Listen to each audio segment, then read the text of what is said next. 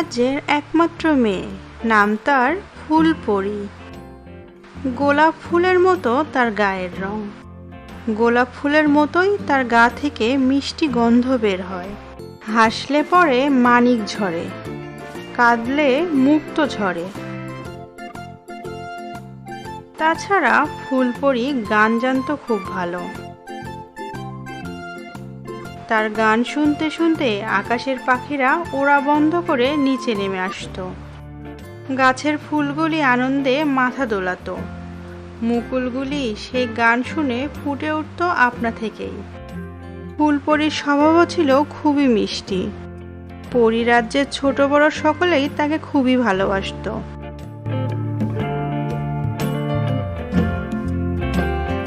রাজা আর রানীর সে ছিল চোখের মণি। কিন্তু এমন ফুলপরির কপালে যে এত দুঃখ ছিল তা কি কেউ জানতো? অথচ এই পরিরাজ্যের কারো কোনো অভাব ছিল না, কারো মনে কোনো দুঃখও ছিল না কোনোদিন। সকলেই ছিল হাসি আর খুশিতে ঝলমল। কিন্তু একদিন সামান্য একটি ঘটনাকে কেন্দ্র করে পরিরাজ্যের রাজবাড়িতে দুঃখের অমাবস্যা ঘনিয়ে এলো। একদিন পরিরাজ্যের রাজবাড়িতে এক সন্ন্যাসিনী পরী এলেন। পরীর দেশের রাজা তাকে সমাদর করে অতিথিশালায় থাকতে দিলেন। রাজবাড়ির দাসীদেরও রাজা বললেন, তোমরা সবাই সন্ন্যাসিনী পরীর সেবা করবে, তার সেবা যত্নের ত্রুটি যেন না হয়। সন্ন্যাসিনী পরী কিন্তু সামান্য ত্রুটিতে প্রচণ্ড রেগে যান।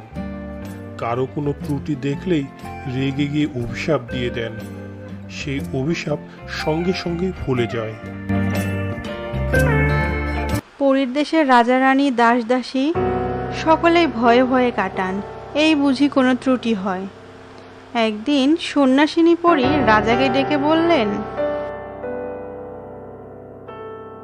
রাজামশাই দেখুন, এখানে বসে আমি আর গান গাইব না। বেশ তো, কোথায় বসে গান গাইবেন বলুন? রাজবাড়ির বাগানে বসে আমি গান গাইব। ঠিক আছে, আমি আপনার গানের ব্যবস্থা করে দিচ্ছি। কিন্তু এ ব্যাপারে আমার 3টি শর্ত আছে, সেই শর্তগুলি পালিত হওয়া চাই। আপনার সেই শর্তগুলো বলুন, আমি অক্ষরে অক্ষরে তা পালন করার চেষ্টা করব। আমার প্রথম শর্ত হলো রাজবাড়ির সবাইকে আমার গান শোনার জন্য উপস্থিত থাকতে হবে। বেশ, আপনার প্রথম শর্ত যথাযথভাবে পালিত হবে।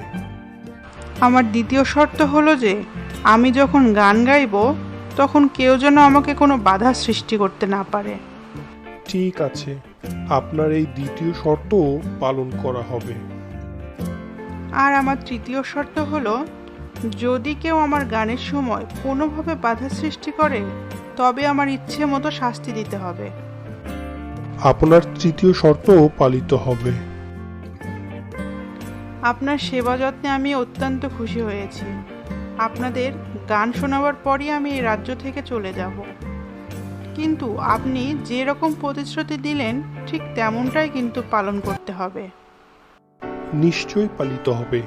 আমি পরিরাজ্যের রাজা হয়ে আপনাকে কথা দিচ্ছি, আমার আদেশের অবাধ্য হতে কেউ সাহসী হবে না।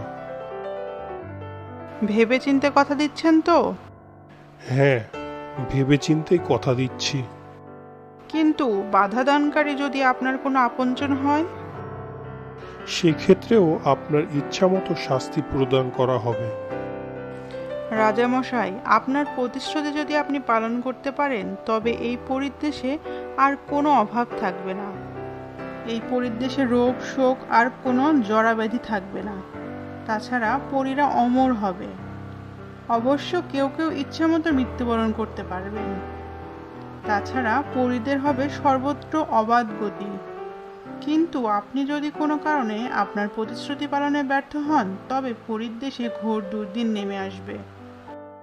আমি কথা দিচ্ছি, কোনো কারণেই আমি আমার প্রতিশ্রুতি ভঙ্গ করব না।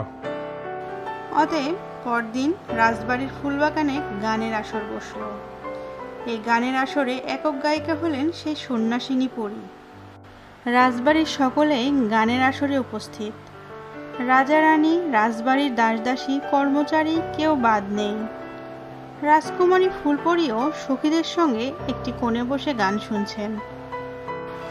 সন্ন্যাসিনীর গলার সুর মধুর নয়, তাছাড়া মাঝে মাঝে তাল কেটে যাচ্ছিল। গলার সুরও অনেকের কাছে বেসুরো ঠেকছিল। তবুও শাস্তির ভয়ে উপস্থিত পরীদের মধ্যে কিন্তু কেউ কোনো কথা বলেনি, কোনোরূপ তাচ্ছল্য বা অমনোযোগীও দেখায়নি। সন্ন্যাসিনী পরীর সব কিছুই তারা মেনে নিয়েছিল।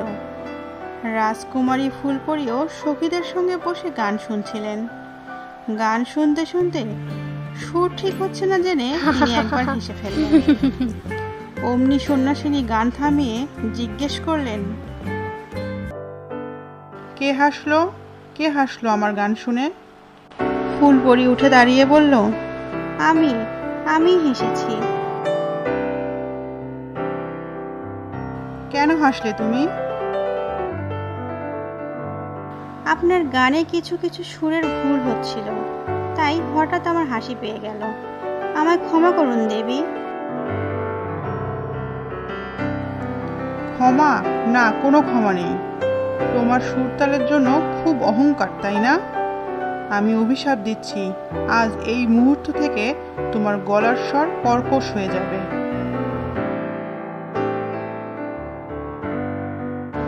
ফুলকুমারী মাথা নত করে বললেন, আপনার অভিশাপ আমি মাথা পেতে নিলাম। সবাই উপস্থিত সকলে স্তম্ভিত হয়ে গেল। সন্ন্যাসিনী পরী আরো রেগে গিয়ে বললেন, ও, এতেও তোমার শিক্ষা হলো না? তুমি দেখছি অত্যন্ত রূপসীও বটে। আমি অভিশাপ দিচ্ছি, আজ থেকে তুমি কুৎসিত হয়ে যাবে।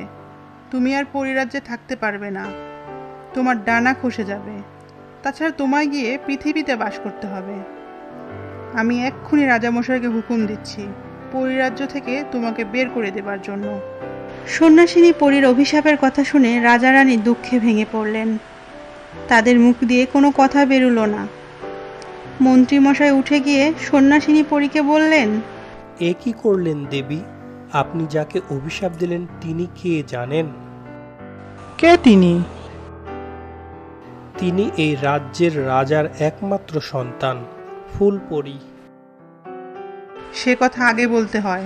এখন অভিশাপ যখন দিয়ে ফেলেছি, তখন আর আমার পক্ষে ফিরিয়ে নেওয়ার কোনো উপায় নেই। রাজা এগিয়ে এসে বললেন, আমাকে কি আমার প্রতিশ্রুতি অনুযায়ী আমার একমাত্র মেয়েকে এ রাজ্য থেকে তাড়িয়ে দিতে হবে? হ্যাঁ, নইলে অনর্থ ঘটবে। আপনার অভিশাপ কি ফিরিয়ে নেওয়ার কোনো উপায় নেই? না, তীর ছুঁড়ে দিয়ে সেই তীরকে আর ফিরিয়ে নিয়ে আসা যায় না। আমার মেয়েকে কি সারা জীবন এরূপ অভিশাপগ্রস্ত হয়েই কাটাতে হবে? তাছাড়া আর উপায় কি? কোনোভাবে কি ওকে দয়া করতে পারেন না? না, তবে দীর্ঘ 12 বছর পর ওর সঙ্গে আমার দেখা হবে। তখন হয়তোবা আমার এই অভিশাপের হাত থেকে মেয়েটি মুক্তি পেতে পারে। সন্ন্যাসিনী পরী আর কোনো কথা বললেন না। কিছুক্ষণ পরে ধীরে ধীরে আসন থেকে উঠে দাঁড়ালেন এবং কোনো কিছু না বলে পরিরাজ্য ত্যাগ করে তিনি অন্য কোথাও চলে গেলেন।